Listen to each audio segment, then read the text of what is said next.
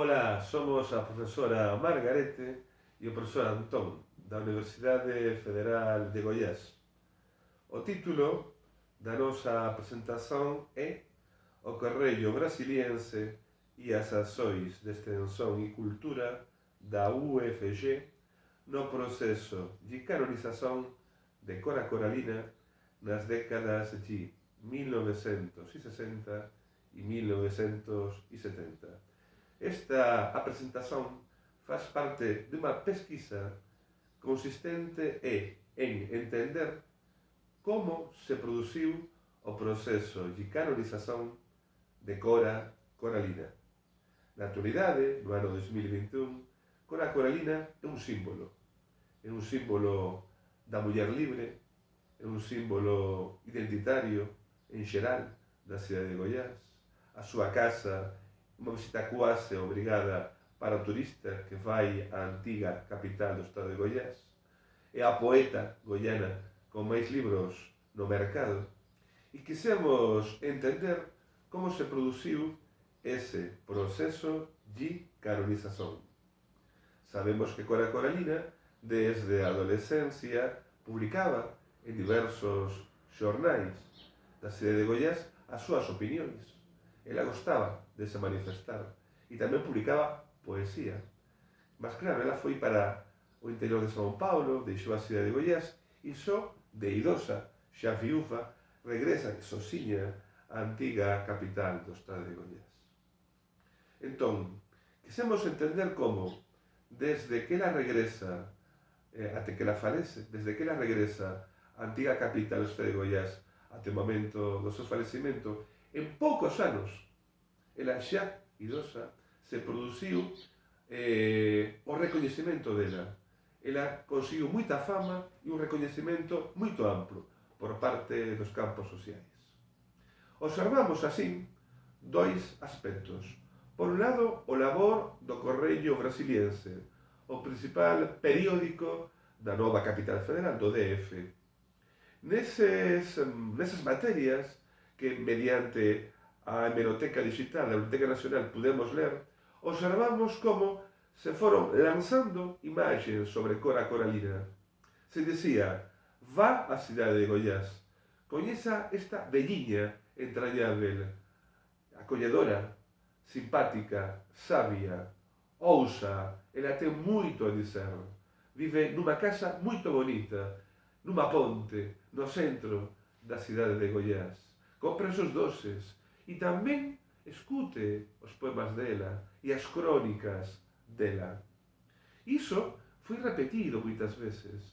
Iso conseguiu facer unha imaxe vinculada a Cora Coralina. Esa imaxe de vella, sabia, doceira, que algo máis escribía magníficas crónicas e excelentes poemas. E, simultaneamente, analizamos un labor extensionista da UFG. A UFG criou unha imprensa universitaria con a súa editora. Desde o inicio, esa imprensa universitaria con a súa gráfica e esa editora non publicaban só a produción académica, científica dos membros da comunidade universitaria. Por unha opción de política editorial, se publicaba tamén a produción literaria de escritores goianos. E se decidiu que había que publicar no ano 78 este libro, Poemas dos Becos de Goiás e Historias máis.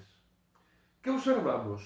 Que cando se vinculou a poesía de Cora Coralina a unha chancela académica dun relativo prestixio, de unha editora federal, da editora da UFG, se conseguiu un duplo xogo. Por un lado, o Correio Brasiliense vinculou a cidade de Goiás á casa da Cora Coralina e á figura dela. E por outro lado, a Universidade Federal de Goiás empurrou Cora Coralina para dentro do sistema literario, ao por ao seu selo na obra de Cora Coralina. E iso foi definitivo para que se consolidase esa representación de Cora que ten durado desde a década de 1980 até a actualidade. A primeira matéria publicada pelo Correio Brasiliense sobre Cora Coralina data de 1961, quando a escritora Embora reconhecida desde a sua juventude como excelente escritora, ainda não tinha publicado nenhum livro.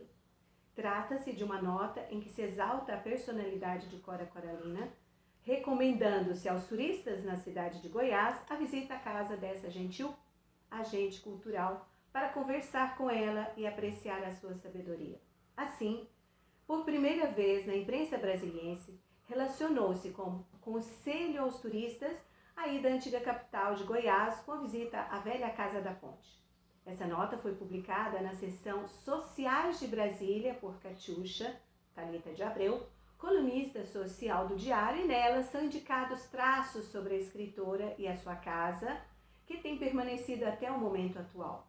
Cito: "E para terminar, um riozinho preguiçoso e límpido, com areias alvas para se tomar sol, e ali na esquina, perto do hotel, ao lado de uma ponte centenária, tomamos um cafezinho feito na hora, na casinha singela da dona Cora Coralina, sertaneja meiga e acolhedora, que nos contará lendas da velha Goiás nos seus poemas arrancados de coração generoso entre uma saudade e outra. Apareçam por Goiás, velha, minha gente, e sintam como nós, num enlevo delicioso, o testemunho mudo de uma época, a beleza eterna do passado, e façam turismo de verdade. De Brasília até lá, são apenas 4h30. De Goiânia até lá, são 120 quilômetros. No total, 44 textos sobre Cora Coralina foram publicados no Correio Brasiliense nas décadas de 1960 e 1970.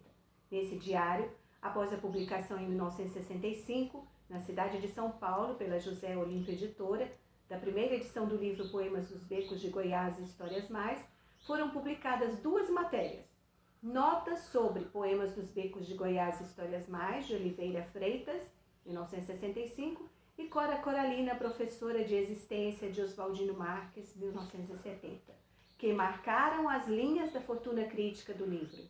De fato, a crítica de Oswaldino Marques foi incorporada à segunda edição do livro de poemas e está presente entre os paratextos do livro nas mais de 20 edições que teve a obra.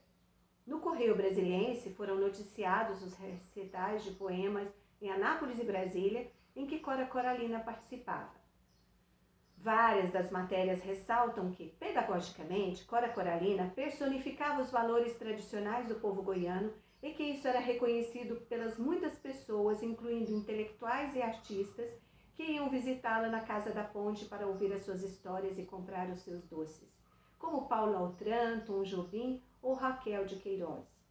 A construção simbólica de Cora Coralina como memória viva da cidade de Goiás é mostrada em uma resenha publicada no Correio Brasiliense sobre o documentário Vila Boa de Goiás, de Vladimir Carvalho, de 1974, em que foi recolhido o depoimento da agente cultural. Um símbolo, Cora Coralina, e um museu na cidade de Goiás, a Casa Velha da Ponte. São, na atualidade, entidades sólidas devido a um processo contínuo de significação, valorização, crítica e canonização. A produtora cultural objeto deste trabalho participou ativamente do jornalismo e da literatura desde o início da sua juventude. Embora no sistema literário tenha sido apontado que uma carta remetida do Rio de Janeiro a Goiânia por Carlos Drummond de Andrade, em 1980, elogiando Cora Coralina e o seu livro Poemas dos Becos de Goiás e Histórias Mais, foi um elemento decisivo para impulsionar nacionalmente o reconhecimento da escritora e doceira, essa carta só foi possível devido a 2 atuações anteriores. Por um lado, acima foi apontado que durante 2 décadas, 1960 e 1970, e através de 44 textos do Correio Brasiliense, projetou com sucesso representações em torno da imagem da velha sábia e entranhável, que tem permanecido até o século XXI. Por outro, a fama obtida pela agente cultural nestas 2 décadas e a política de interação com a sociedade da UFG fizeram com que a chancela editorial da universidade assumisse a segunda edição de Poemas dos Becos de Goiás e Histórias Mais. A edição que chegou às mãos de Drummond, acelerando a canonização da escritora e mostrando os efeitos que pode alcançar a extensão universitária no dinamismo do campo cultural de um Estado.